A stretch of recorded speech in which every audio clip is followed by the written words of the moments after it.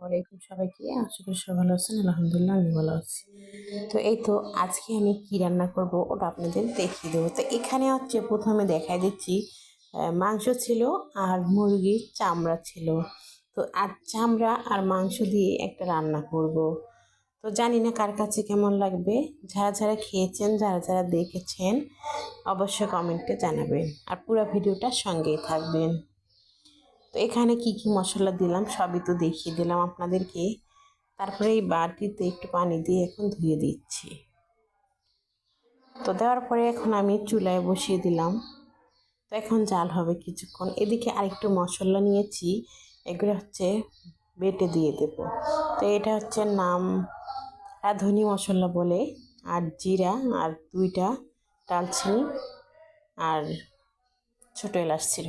তো যাই হোক, এখন সবগুলো বেটে নিচ্ছি। নেওয়ার পরে তো এখন চুলায় আমি দিয়ে দেব, মানে তরকারির উপরে ঢেলে দেব। তো এখন পানিটুকু আমি তরকারিতে দিয়ে দিচ্ছি। তো দেওয়ার পরে আর কি কি দেব সবই আপনাদেরকে কিন্তু দেখিয়ে দেব। তো এখানে হচ্ছে পা ছিল না, তো মাংস কয়েক পিস দিয়েছি, কারণ হচ্ছে আমার ছেলে যদি এগুলো না খায় এর জন্য মাংসটা দিয়েছি, যাতে যেন ওকে আমি খাওয়াতে পারি। আসলে এটা হচ্ছে মায়েদের, সব মায়েদের পক্ষে আমি কথাটা বলবো, সব মায়েদেরই এটা একটা বুদ্ধি মাথায়, মানে এরকম বুদ্ধি না থাকলে তো আর মা হওয়া যাবে না। যার জন্য এরকম কিছু কিছু বুদ্ধি তারা মাথায় রাখে। তারপরেই তো হয়ে গেছে এটা। তো এখান থেকে মাংসগুলো আমি তুলে আলাদা করে নিয়েছি, আর চামড়াগুলো শুধু রেখে দিয়েছে। তো এইখানে কি কি দিলাম সবই আপনাদের দেখিয়ে দিচ্ছি আবারও। তো এখানে ছিল ফুলকপির ডাঁটা, পেঁয়াজের ফুল, আলু আর হচ্ছে বাঁধাকপি। তো এইগুলো সবগুলো কিন্তু আমি চুলায় বসিয়ে দিলাম। দেওয়ার পরে একটু লবণ দিয়েছি, কারণ এতগুলো তরকারিতে তো লবণ অবশ্যই লাগবে। আর আগের তরকারিতে যে লবণ দিয়েছি চামড়িতে একটু কম হবে, এর জন্য এখানে আর একটু দিয়ে দিলাম। তো এখন এখানে লবণ দিলাম এই কারণেই, যাতে যেন তরকারিটা খুব তাড়াতাড়ি সিদ্ধ হতে পারে। এজন্য এক্সট্রা কোনো মশলা আমি এখানে ইউজ করলাম না। এখন এই চামড়াগুলো এখানেই ঢেলে দিচ্ছি।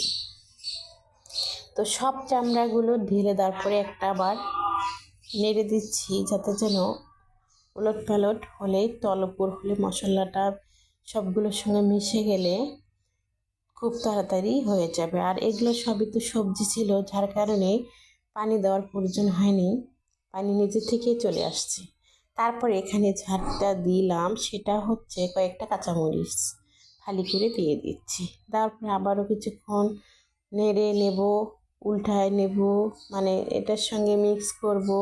যতগুলো জিনিসই দিয়েছি সবগুলো যেন সবার সঙ্গে মিলেমিশে একাকার হয়ে যায়, এই জন্য বারবার আমার নাড়তে হচ্ছে। তারপরে এই যে দেখুন, এখন একটু ধনেপাতা দিয়ে দিচ্ছি আবারও। ধনেপাতাটা দিলাম এই কারণে, যেটা হচ্ছে সবজি, ধনেপাতাটা দিলে ভালো লাগবে, যার জন্য আমি দিয়েছি। তো এই শীতে থাকতে থাকতেই ঠান্ডার সময় এই রান্নাটা আপনারা একদিন হলেও করে খাবেন। খাওয়ার পরে অবশ্যই আমার কথা মনে পড়বে যে আপুটা কি সত্য নাকি মিথ্যা বলল। তো প্রত্যেকটা আপনার যদি ভিডিও পুরোটা দেখে খেয়াল করে রান্না করতে পারেন, খুবই ভালো হবে। তো এখন দেখুন পানি কিন্তু কমতে কমতে একদম শুকিয়ে গেছে, রান্নাও শেষ হয়ে গেছে। আল্লাহ হাফিজ সবাইকে।